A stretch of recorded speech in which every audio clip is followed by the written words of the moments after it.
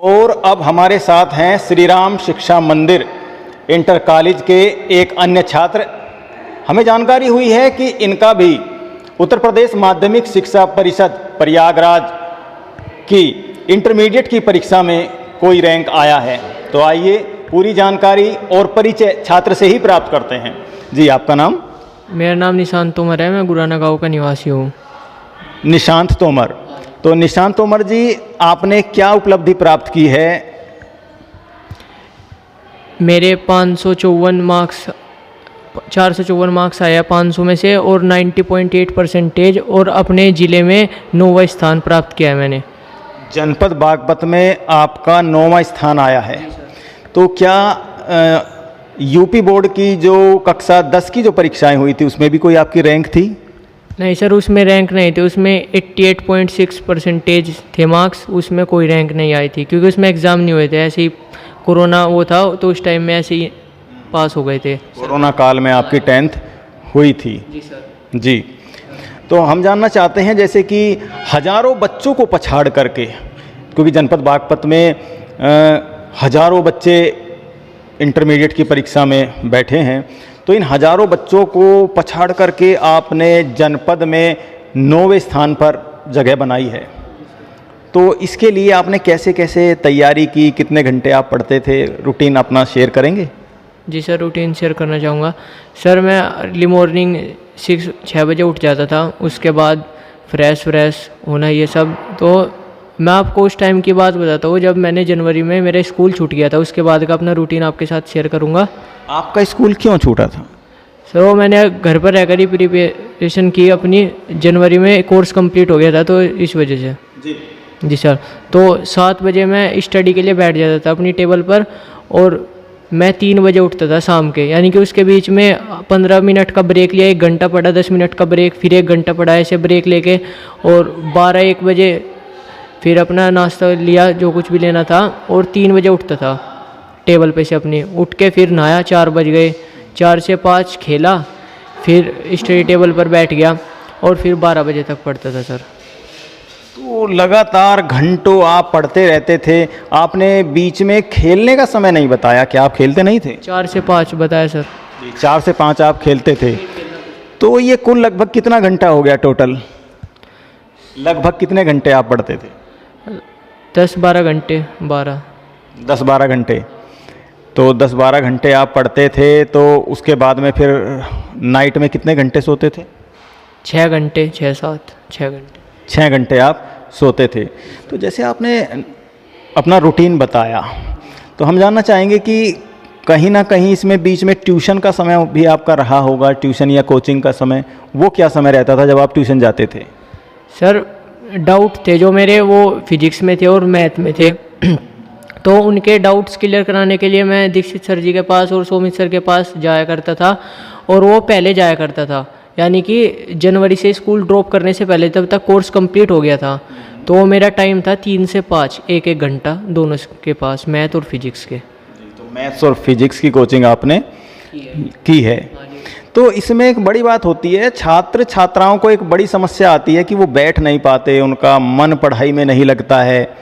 तो आप इतने घंटे कैसे पढ़ लेते थे? क्या कारण है, क्या कहना चाहेंगे? ये मैं ये कहना चाहूँगा कि अगर आपको पढ़ना है 1-2 दिन तो कोई बात नहीं, आप ऐसे ही पढ़ सकते हैं। लेकिन लंबे समय तक पढ़ने के लिए एक वजह चाहिए, उस वजह से ही आप लंबे समय तक पढ़ सकते हैं, वरना नहीं हो पाएगा। जी सर। आपकी वजह क्या रही? सर, वजह भी थी कहीं ना कहीं कुछ हमें लग रहा है कि जो छात्र है उसका कोई टारगेट है, लेकिन वो हमारे साथ शेयर करना नहीं चाहते हैं और हम बाध्य भी नहीं करेंगे। अगर वो शेयर करना नहीं चाहते हैं, जनरली पूछ लेंगे कि क्या वो शेयर करना चाहेंगे। कोई दबाव नहीं है आपके ऊपर, क्या आप शेयर करना चाहेंगे सभी के साथ? नहीं सर। तो कहीं ना कहीं ये अपना जो इंटेंशन है, जो गोल है, जो बड़ा गोल कहीं ना कहीं है, तो उसको ये अपने तक सीमित रखना चाहते हैं, जिसके लिए, क्योंकि ये इनका व्यक्तिगत मामला है तो इसमें हम इनको बाध्य नहीं करेंगे। और बड़ी बात ये इन्होंने यहाँ पर कही है कि एक उद्देश्य, एक टारगेट आपके मस्तिष्क में चलना चाहिए। खुद ब खुद आप घंटों बैठ कर के पढ़ना शुरू हो जाएंगे।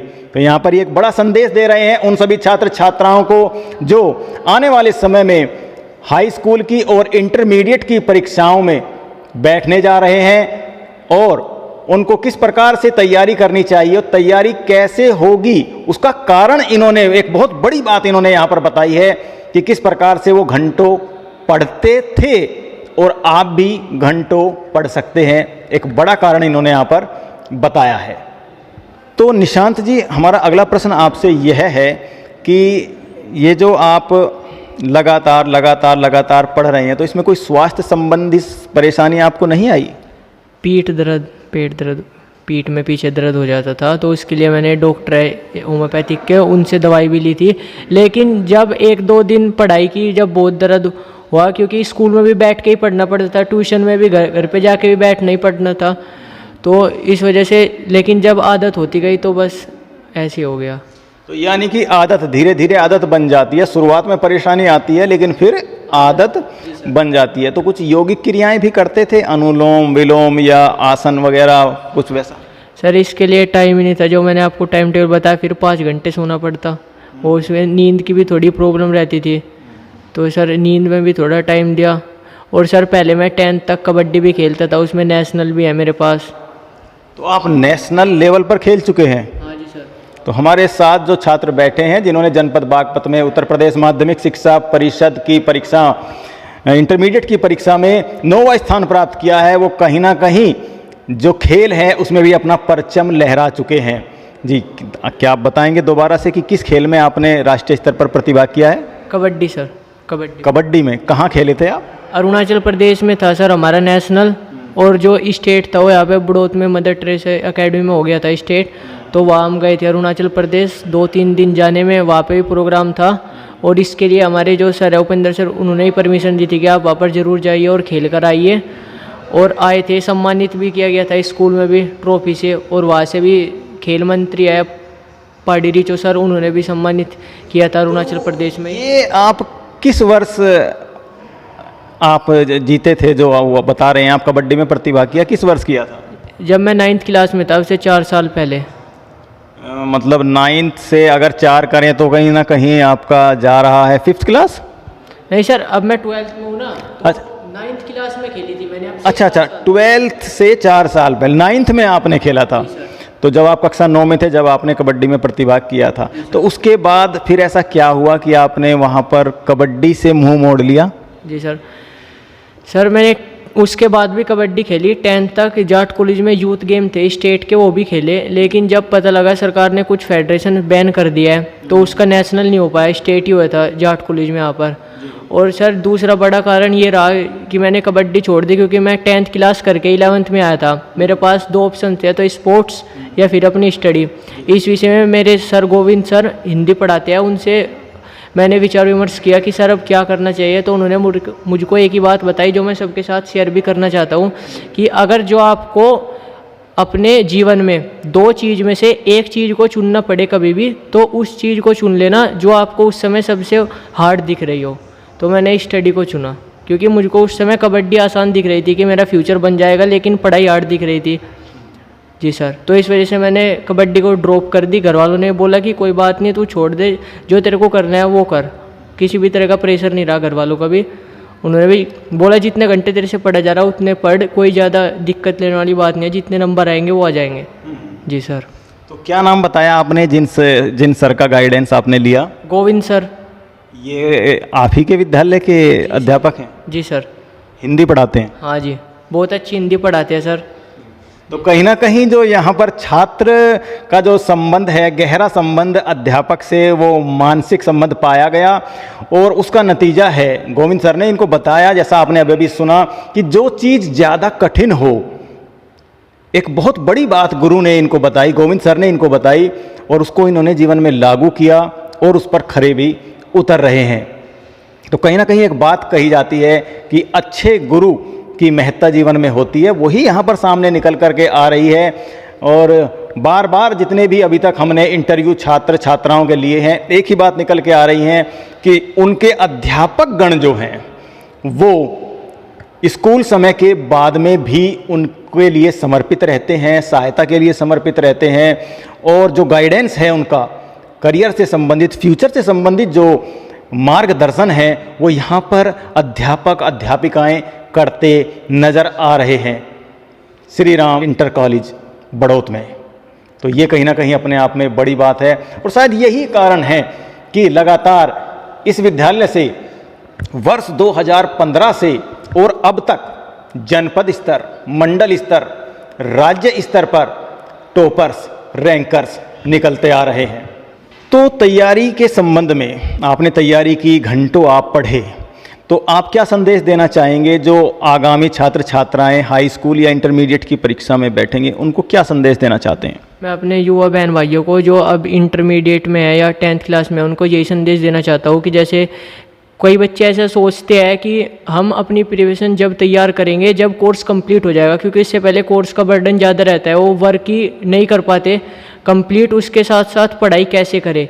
ये हमारे मन में भी सवाल था, हम भी ऐसे सोच रहे थे कि कोर्स कंप्लीट हो जाने के बाद तैयारी करेंगे, लेकिन ये गलत है। आपको तैयारी, जैसे कि एक चैप्टर स्कूल में ख़त्म हुआ, आपको तुरंत तैयार कर लेना चाहिए। आपकी बोलते हैं ना कि उंगलियों पे होना चाहिए, तो इस वजह से होना चाहिए।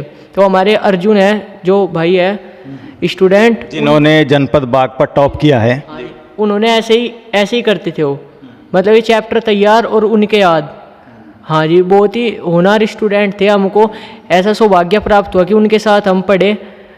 जी सर, उनके साथ पढ़ने में भी, और आपको तुरंत तैयार करना चाहिए, उसका डिले नहीं करना चाहिए कि कोर्स कंप्लीट होने के बाद तैयार करेंगे।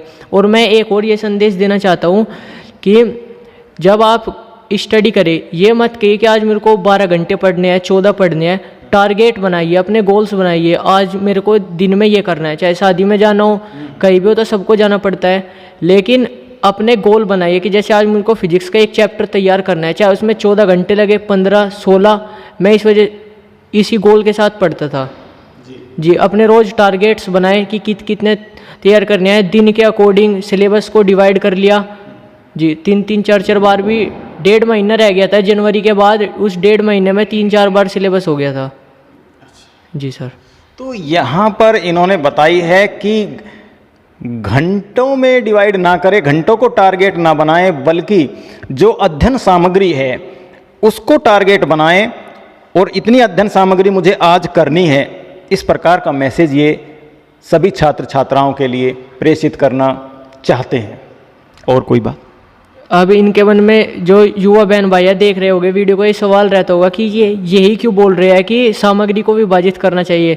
मैं अपने एक्सपीरियंस से बोल रहा हूँ, क्योंकि जब आप गोल बनाएंगे और उसको कंप्लीट करके अपने बिस्तर पर लेट कर सोएंगे, तो आपको एक अलग ही खुशी होगी कि आज मैंने जो गोल बनाया वो मैंने अचीव किया। इस वजह से नींद भी अच्छी आएगी आप लोगों को, और अगले दिन फिर गोल बनाइए और फिर उसको कंप्लीट कीजिए। मैं आपको ये कहना चाहता हूँ, मेरी जगह पे आप भी होंगे, इससे भी ऊपर भी जाओगे जो अच्छी मेहनत करेंगे। जी सर। तो ये बहुत बहुत बड़ी बातें यहाँ पर इस जनपद बागपत में 9वें स्थान प्राप्त करने वाले छात्र जिनका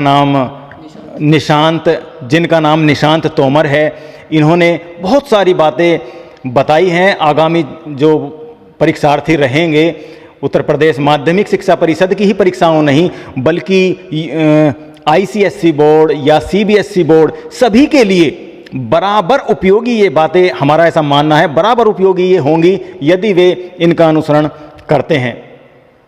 तो इन सभी बातों के साथ जल्दी ही अगले अभ्यर्थी के साथ इंटरव्यू में आपसे मिलते हैं। तब तक बने रहिए आपके अपने चैनल VK बागपत न्यूज़ पर।